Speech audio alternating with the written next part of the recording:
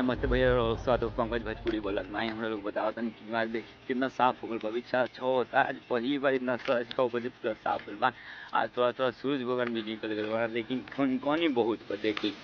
हाँ तो एकदम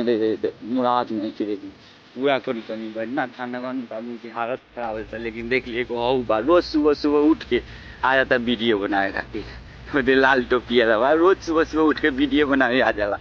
हमरो कहला नु कि चलो हम वीडियो करियो ओइसे हम आवे नहीं करे देख ली आई हम लोग के दिखाओ तनी नु सूर्य भगवान नु गलवा रोज कहला नु कि पंकज भाई चलो वीडियो बनाए के बा शूट करे के बा शूट रोज आके पर वीडियो शूट करे नी सो सीधा थी सुबह सुबह एकदम पूरा का होला कि उतनी आर्मी लेवल हो वीडियो बनाएला दे आई हम लोग दिखाओ तनी देखी सूर्य भगवान उगल बड़ा लोग की सूर्य भगवान देखी पूरा थोड़ा घर के वजह से ना लोग की सूर्य भगवान देखिए धीरे धीरे लोग बता लोग वीडियो लाइक करी शेयर करी सब्सक्राइब करी कमेंट करना।